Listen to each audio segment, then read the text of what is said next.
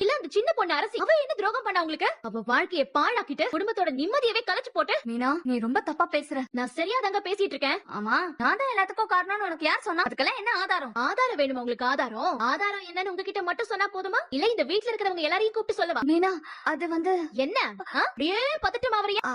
அது மீனா, அது நீங்க தான் தப்பே பண்ணலன்னு சொல்றீங்களே, சொல்லட்டுமா? இந்த வீட்ல இருக்கிறவங்க எல்லாரையும் வர வச்சு ஆதாரத்தோட சொல்லவா? அது இல்ல மீனா, ஓடி போன்லாம் நான் அரசு கிட்ட சொல்லவே இல்ல. அவனை பாத்துட்டு வந்துருன்னு மட்டும் தான் சொன்னேன். கொஞ்சமாவது அறிவு இருக்கா உங்களுக்கு? அவன் போன் பண்ணி கூப்பிட்டா நீங்க என்னங்க பண்ணிருக்கணும்? இந்த வீட்ல இருக்கிற யார்கிட்டயாவது சொல்லிருக்கணும். மாமா, அத்தை, இல்ல பழனிவேல் சித்தப்பா, இப்படி யார்கிட்டயாவது சொல்லிருக்கணும்ல. அதை விட்டுட்டு நேரா அரசு கிட்ட போய் சொல்லுவீங்களா? அவன் ஏதோ அசிங்கமான போட்டோ எல்லாம் அனுப்பி வச்சான். அதான். அதெல்லாம் பொய்யான போட்டோவாமே. நீ அரசு கிட்ட எதுவும் பேசுனியா? நான் அரசு கிட்ட பேசுனா பேசலையா இதெல்லாம் உங்களுக்கு தேவையில்லாத கேள்வி. அது உண்மையான போட்டோவாவே இருக்கட்டுமே. அவங்க 2 பேரும் காதலிக்கும் போது எடுத்த போட்டோவாவே இருக்கட்டுமே. அந்த போட்டோவை வச்சு ஒரு பையன் ஒரு பொண்ணு மிரட்டுறானா நீங்க என்ன சொல்லிருக்கணும்? அதெல்லாம் பார்த்து பயப்படாதன்னு தானே சொல்லிருக்கணும். அவனை பிடிச்சு போலீஸ்ல கொடுத்துக்கலாம், உன் வாழ்க்கையை நீ பாருன்னு தானே சொல்லிருக்கணும். அதெல்லாம் விட்டுட்டு அவனை போய் பார்த்து மன்னிப்பு கேட்டுவான்னு அனுப்பி வச்சிருக்கியா? யார் தப்பு பண்ணது? அரசு எதுக்குங்க மன்னிப்பு கேட்கணும்? அவ திரும்பி உடனே வந்துருவான்னு நினைச்சுதான் அனுப்பி விட்டேன். அதுக்கு என்ன பதில் சொல்ல போறீங்க? பார்த்தாலே எனக்கு அம்புட்டு ஆத்திரம் வருது. எல்லாரும் முன்னாடியே வச்சு உங்க முகத்தறையே கிழிக்கணும்னு தோணுது. ஆனா அந்த பாவப்பட்ட மனுஷன் பழனிவேல் சித்தப்பா பத்தி யோசிச்சாதான் எனக்கு இன்னும் பாவமா இருக்கு. அது வந்து நான் என்ன சொல்ல பாருங்க, நீங்க எதுவுமே சொல்ல வேணாம். எதை சொல்லி இதுக்கு மேல நீங்க சமாளிக்க வேணாம். இதுதாங்க உங்களுக்கு கடைசி.